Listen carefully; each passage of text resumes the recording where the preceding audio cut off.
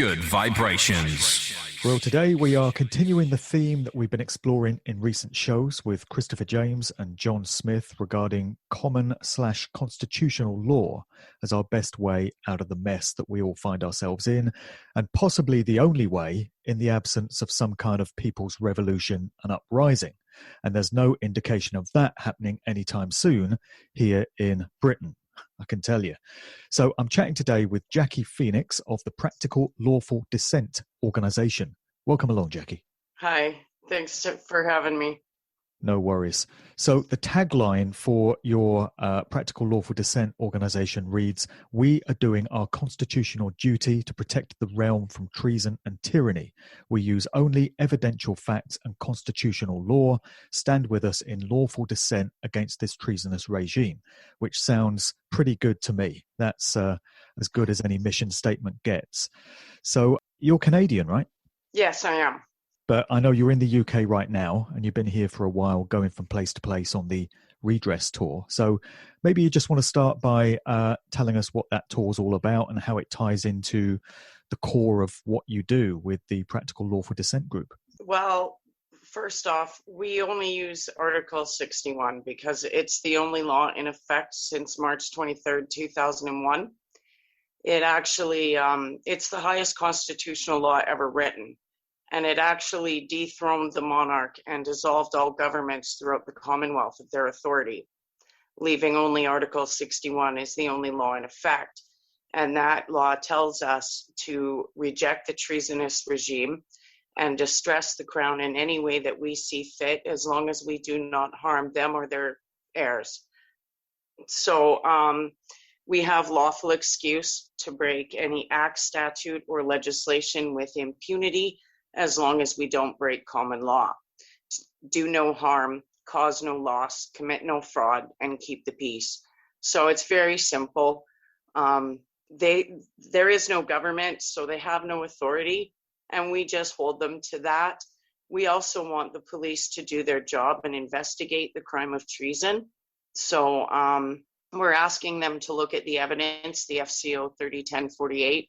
It's our most damning piece of treason evidence.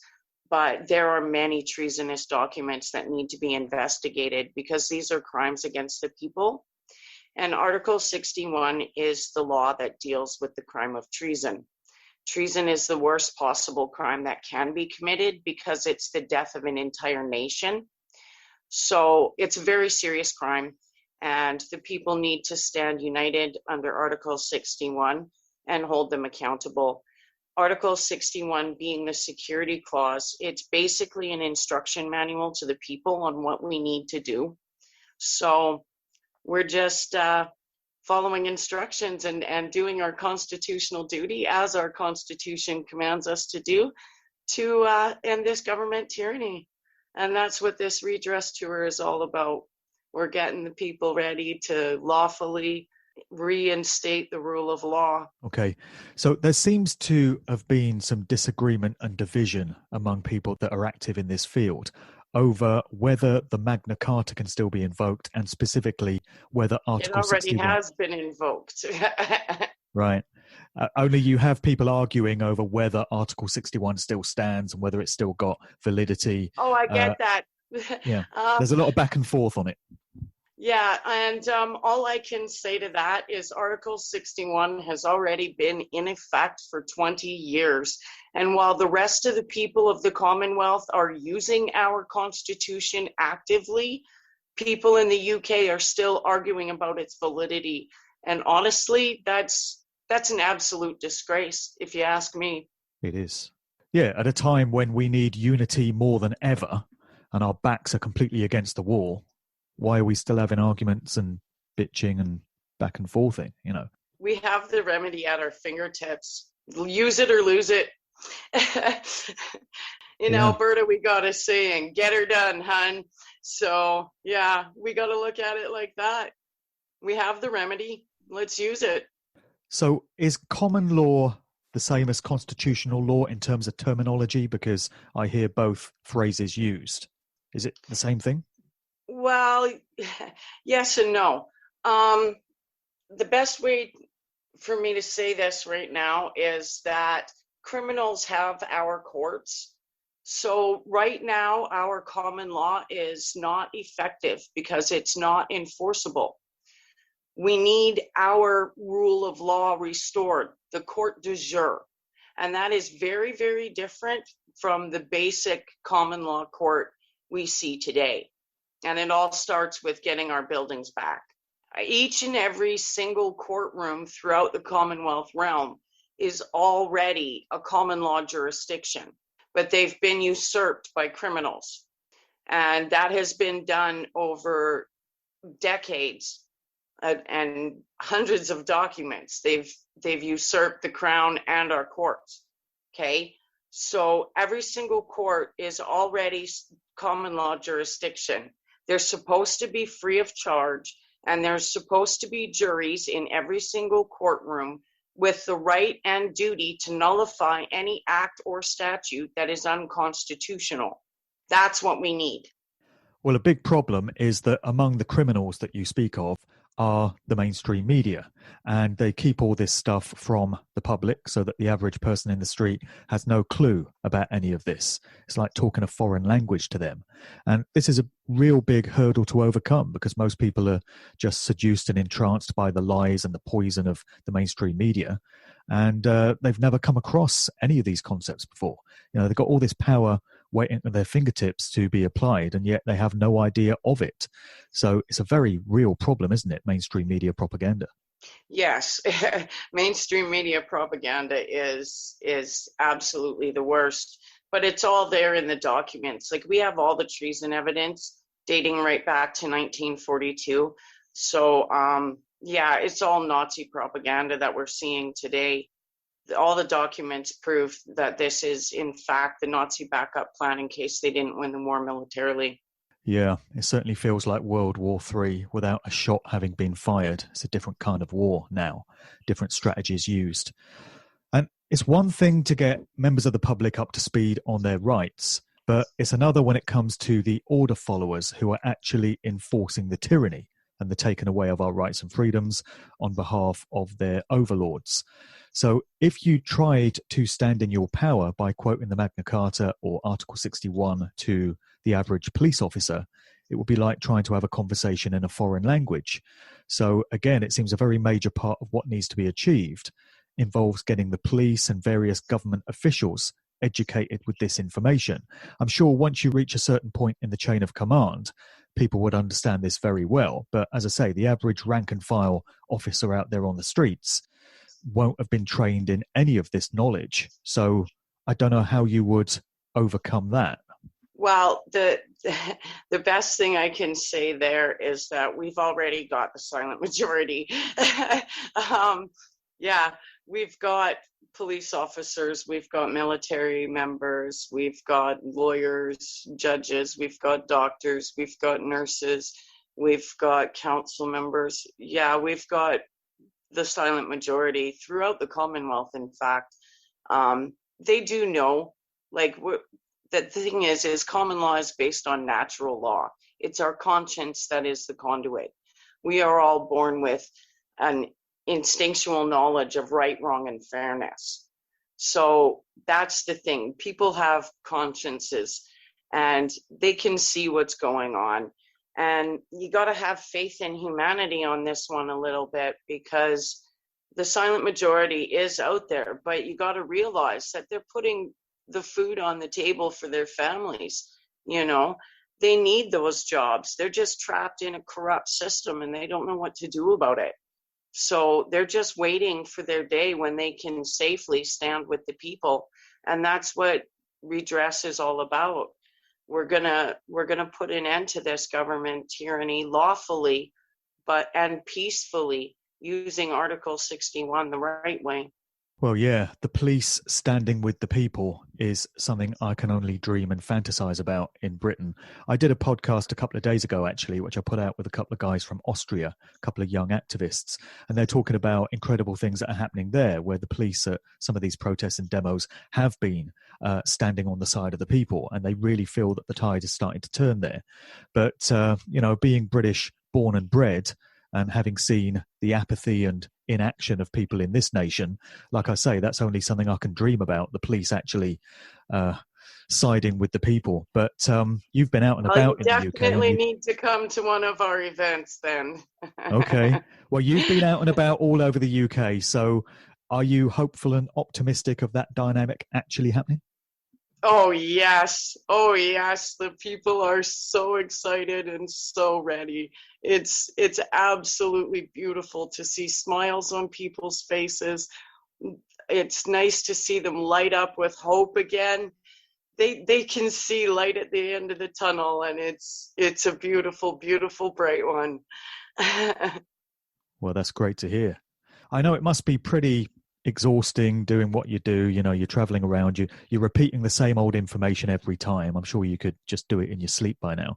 But you're feeling generally positive and optimistic and uplifted about the way things are going? Oh, definitely. Definitely. We've had people that actually start crying after the meetings. They come up to me with tears in their eyes and they say, thank you. You give me hope again. Let's do this. Yeah, the people are ready. Yeah, it's time. And it's, the thing is it's not just the UK in this fight anymore. It's countries like Canada and Australia and New Zealand. And yeah, the people are ready and they're excited. You feel that all it's going to take is one of these nations having a major victory and a major breakthrough, and that will serve as an example to all others and start this kind of domino effect? Article 61 is all about unity. We got to work together on this one. We're doing it. We've got 94 countries involved now. Great to hear. You've put all 800 members of the House of Lords on notice for aiding and abetting treason. Yes. So what did that process involve, and what's the current status on that? Well, they haven't tried to reply to me. They know that they're committing treason. They're probably scared. Took 3 days to type all those names in. But I also I basically put the entire assembly on notice, because I also put the UK cabinet on notice and followed it up with all acting MPs and government whips throughout the entire Commonwealth realm. So yeah, we pretty much got them all. And you served those notices by post, did you? Yes, registered mail. And how long ago was that? Oh, a few weeks ago now. Okay. Do you think a lot of them are quietly shitting themselves over this? Yes, they should be. They should have answered to the treason matter, but they haven't. And the fact of the matter is, the barons who invoked Article 61 were thrown out of both Parliament and the House of Lords. So they know that they're criminals, and they know that they know how Article 61 works. It's the only law in effect until the rule of law is restored. They know that. There's no getting out of this one. And yet all we see in the UK is the tyranny just getting ramped up more and more and more. So they've had notice served on them. They know that there are people coming after them, and yet they still continue with the agenda and they still keep it going. There's no sign they're going to push it even harder. They're going to push it even harder, because that's the thing. They know they're on borrowed time. They're digging their own graves even deeper. Yes, that's exactly it. That's exactly it. Some of my Australian admins, they actually want us to hold a contest for the most seditious reply. You should see some of the replies we get from the regime. They're quite comical. But yeah, they're totally in panic mode. Right. Again, it's something that the mainstream media just forgot to tell us. Yeah, well, that's why we've started a campaign on the BBC and the heritage ministers throughout the Commonwealth, because a lot of people don't realize that the BBC is actually owned by the people. It falls into the same category as our post office. So it's the duty of the heritage minister to make sure that the BBC and its affiliate stations throughout the realm are putting out accurate news to the people. So they've committed some very big crimes. They have. Yeah. And they make us pay for it as well. Well, those of us that pay the TV license, that is. Imagine paying for your own propaganda, that's a paying crime for your own too. mind They're control. not allowed to do that. The BBC and all of its affiliate stations are supposed to be free. Yeah. Oh, my days. There's so many offences and transgressions being employed here. It's just unbelievable. Well, that's because they've usurped our courts and removed our juries and our jury nullification. That's why. Yeah. Are you familiar with the private criminal prosecutions being brought by Michael O'Byrne against British MPs? I am familiar with it. Do you think that's got legs and is going to go somewhere? Nope. Criminals don't punish themselves. Sorry to say. So what's he doing with that that's different to what you guys are doing? Well, for one, he's aiding and abetting by granting them authority simply by walking into a courtroom. There are no lawful courts. He might as well be walking into McDonald's and handing them authority to make a decision. So do you think his case is doomed to fail? Yes. Criminals don't punish themselves. They'll happily dance him around from hearing to hearing to hearing and empty his wallet with every single one of them. It's a corporation. They're going to make as much money off of him as they possibly can. But nothing's going to come of it. And the same thing with the Simon Dolan case. I mean, he's going through the traditional court system with that, so that's doomed to fail. Exactly. We need to restore the rule of law that puts the people back in power. And there's only one way we can do that. I mean, that Dolan case, the can's just been kicked further and further down the road. It's been stretched out for almost a year now, and it's clearly going nowhere. Exactly. But how much money has he spent with court fees and filing fees and all that jazz? Like, they're making money off him hand over fist. Yeah, that court system is set up for profit. You know, that they exist to make a profit. They're a business. Exactly. They're not there for justice. Justice is supposed to be seen to be done. And that's the thing about the court du jour. Sure, it might be 12 jury members that are making the decision, but those court cases are fully public. There's no hidden agenda. They're all free and they're all public. That's why they removed our court du jour system, because it is public, so justice can be seen to be done. It's based on natural law and principle.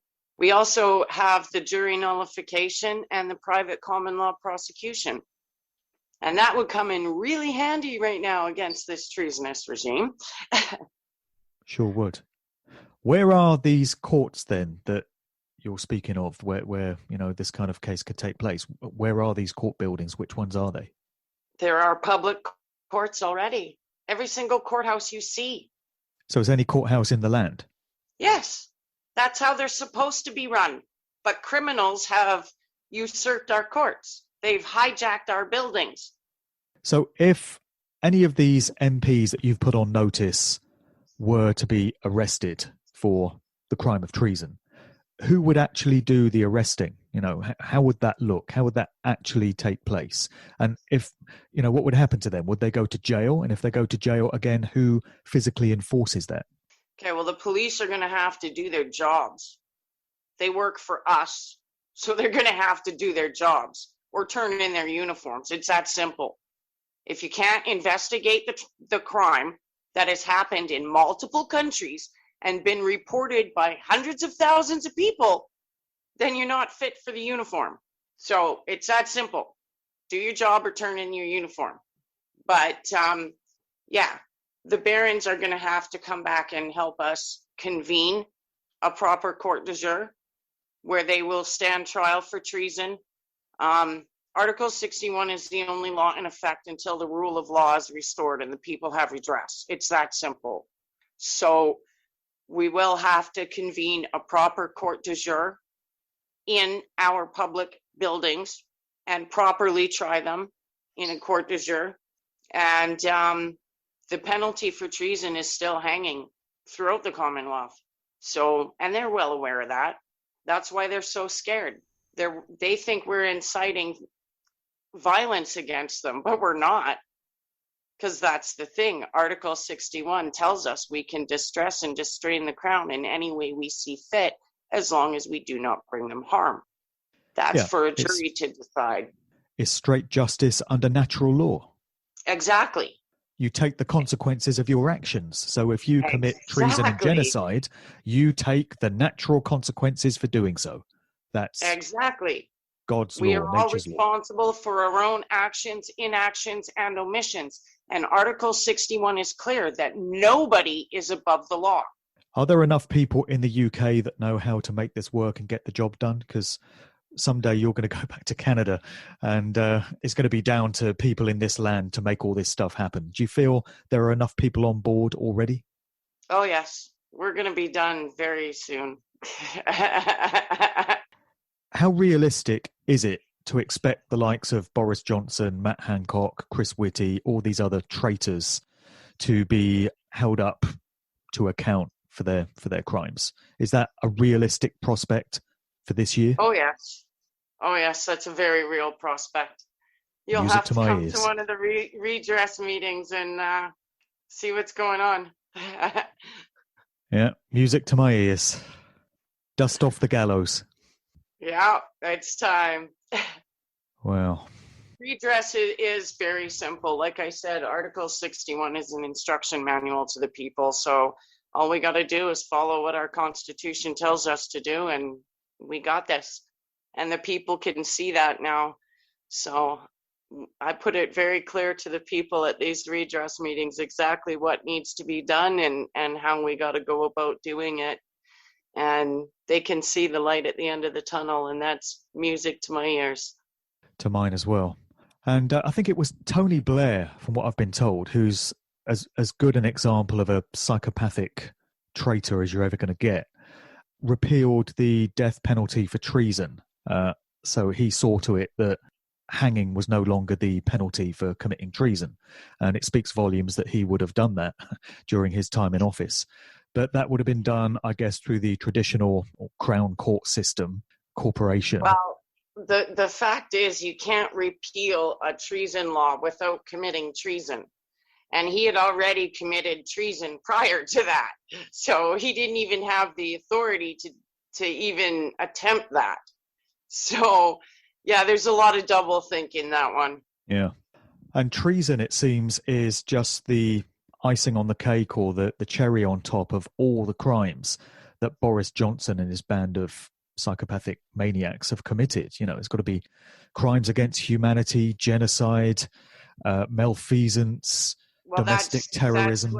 That's the thing. Treason is the worst possible crime because it is the death of an entire nation. So it umbrellas all the rest of their crimes. Yeah, of which there are many. Worst. That's why Article 61 is the highest constitutional law ever written, because it's the law that deals with the crime of treason. So you're very much carrying on the work of David Robinson, who sadly passed away the other week. Do you just want to address November. David's... He passed away in November. Okay.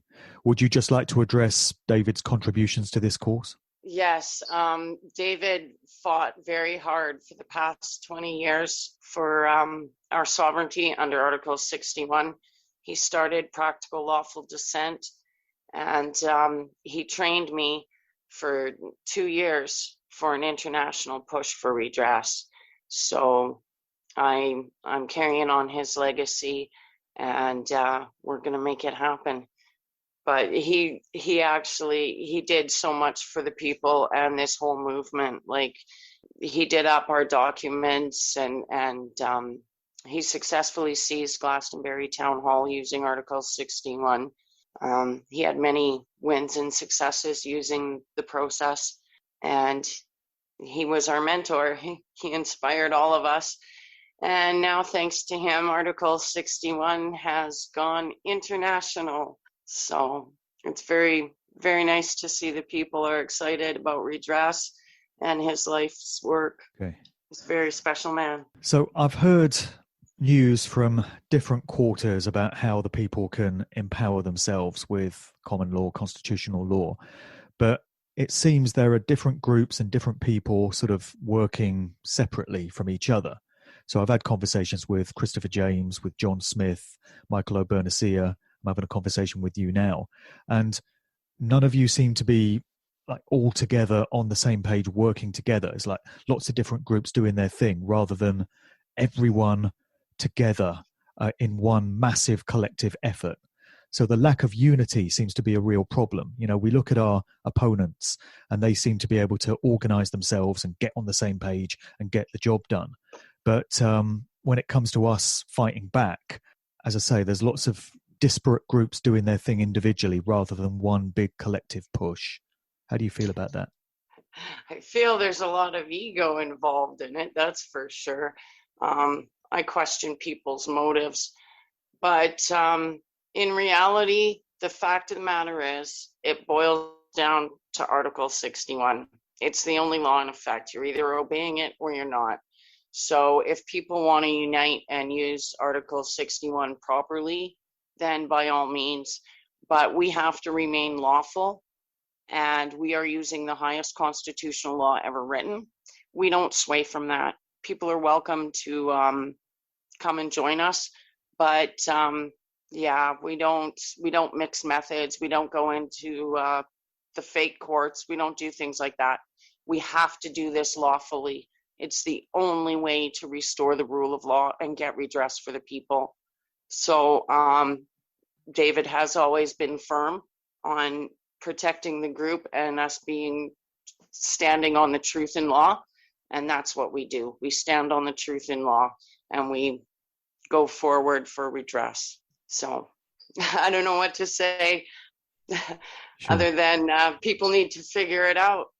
There's only one law in effect. You're either obeying it or you're not. It's that simple.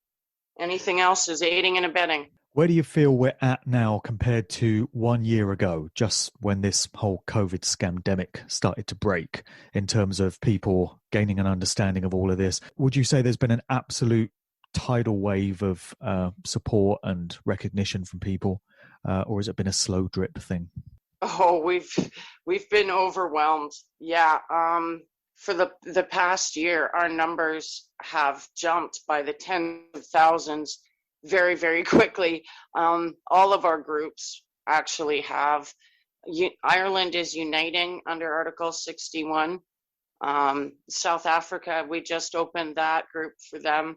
So they're getting things together there. So yeah, the number of Commonwealth countries joining the movement and joining the fight has been absolutely enormous.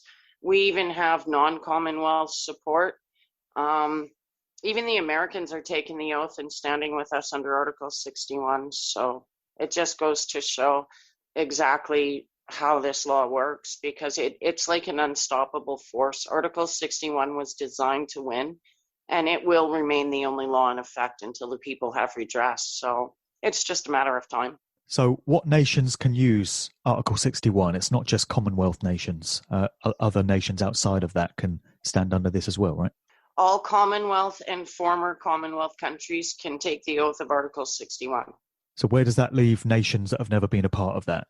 They've got to have their own system.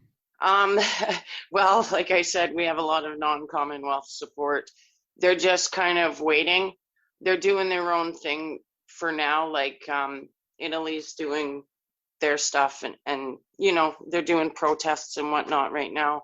But we do have a lot of non-Commonwealth support.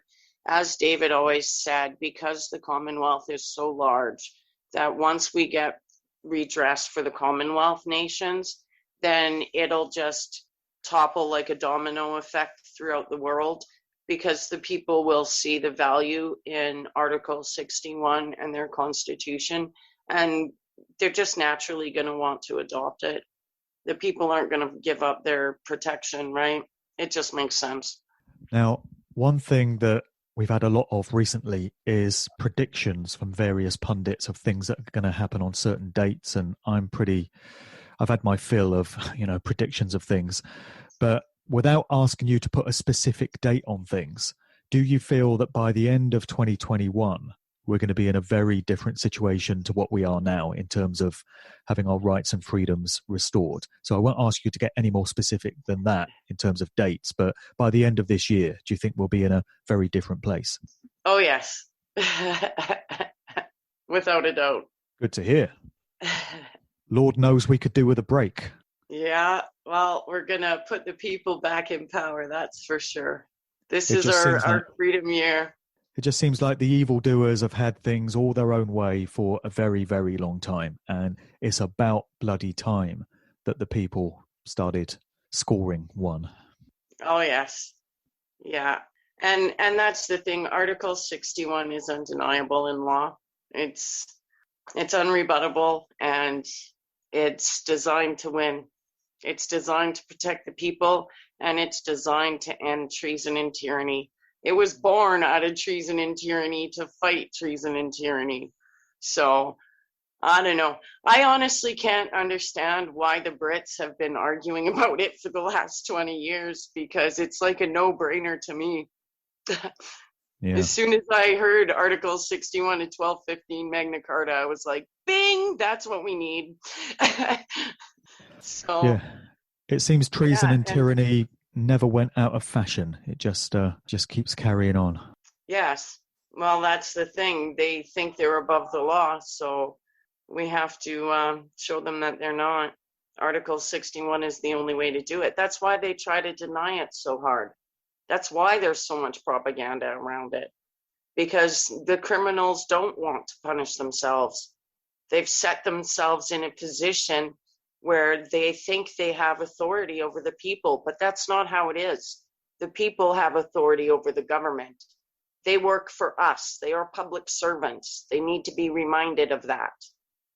And the latest aspect of the tyranny that we're getting in the UK is the big push of the vaccine. And we're hearing things like you might not be able to travel internationally to get on a plane unless you've got a vaccine passport, and you might not be able to enter certain buildings or do certain jobs. So presumably the whole vaccine thing just comes under the umbrella of treason, along with everything else. And that all gets blown out of the water once these criminals are put up on treason charges. Yes, exactly. The fact of the matter is that these documents that they've been signing, they coincide with each other. Okay, so it starts with the 1942 Berlin document that proves that the EEC is actually the Nazi backup plan in case they didn't win the war militarily. That document was used almost verbatim in the 1992 Maastricht Treaty. Okay. We've got the Treaty of Rome, the Treaty of Nice, the Maastricht Treaty. We've got the United Nations treaties. They all coincide with each other. These documents reference each other, and they are driving us straight into the New World Order and all of these Nazi propaganda regulations. Like, that's exactly what we're seeing. It is. And it's all right there in the treason evidence. And one of my biggest worries is that they're going to drag this scamdemic thing out for a few more weeks. It's always been in their plans to do that. And then they'll gradually give us back some of our rights and freedoms and say, you can go to the pub again, you can open up your business again, you can go on holiday now. And things will just kind of fizzle out. And people, the general public, will be so relieved that they've got some semblance of normality back that they'll just forget all about what's been done to them, and it will just, fizzle out, and they'll get away with it. They mustn't be allowed to get away with it. They mustn't be allowed. It doesn't matter if we get all our rights and freedoms back. Treason evidence, because no, this is the depopulation agenda. Okay, life will never be normal again unless we do something about it. We are at the end. They can't be forgiven. They can't be forgiven for this. There's no forgiveness. This is the 11th hour of a worldwide war that most people don't even see. That's the scary thing. This is their depopulation agenda. The few that do live are going to be fully enslaved. We're not even going to be allowed to own our own furniture. It'll all be rented off of them via universal credits. It's all right there in the treason evidence. Their crimes are laid out in black and white. And no, they don't plan on take the jab and life will go back to normal, because that's not the case. People are already dying from these vaccines. So all of that is what would happen if they were allowed to get away with it, but they won't be. Exactly. But we're not going to let them get away with it. We've got the security clause. It's the only law in effect, and it's designed to stop this madness. So the people are going to use it. They're going to use it wisely, and we're going to restore the rule of law. So let's talk about the Redress Tour then. You've done a bunch of dates already, and you're resuming that next week from Monday the 22nd. You've got some dates in the diary. You're in Nottingham on the 22nd, Milton Keynes on the 23rd, then a whole bunch of other dates which are listed on the Practical Lawful Dissent Facebook page. So how much longer are you going with that tour? Well, the sooner we can finish up the tour, the better. But the people, once they leave a venue, the people start talking amongst themselves, and word starts getting out about what we're doing. And next thing you know, they're asking for us to come back. So we're kind of going on a demand thing right now, but that is subject to change. Okay. And if people come along to one of these meetings, it's the kind of information you've shared with me today that they'll be getting? Well, they'll be getting more than that.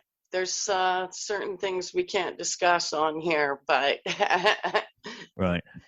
But yeah, it's all about getting redress. Okay. It's the most important meeting people could ever attend. Sounds like it, yeah. All right. Well, is there anything we've not covered today, Jackie, that you'd like to add? I think we pretty much covered it all. Okay. Do you want to point people towards the Facebook group page and any other online portals for your work? Oh, yes. Our Facebook group, Practical Lawful Dissent, UK, Canada, and Commonwealth. We've also got Practical Lawful Dissent, Australia, New Zealand, Ireland, and South Africa. So we've got all those groups that people can join. We've also got practicallawfuldissent.com. We've got Article 61, Magna Carta 1215.uk. There's other groups. There's shoot-off groups on other platforms as well, but I don't know exactly which ones off the top of my head. But yeah, they can also email me at a61phoenix@gmail.com. So there's all sorts of ways to get a hold of us. Okay. Well, I've had so many conversations over the past year since this COVID madness broke. And a lot of them have been quite hopeless and left me feeling very dejected. And they've been full of doom and dread about all the things that the control system wants to roll out.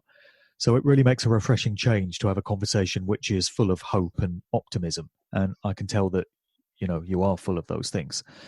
And so, yeah, we could all use some good news at this point in the game. How much doom and gloom and dread and hopelessness can a human mind and soul take? We've been psychologically tortured these last few months. We've had all the joy and happiness removed from our lives. So it's about time we started to feel hopeful again about the way things are going to pan out in the future.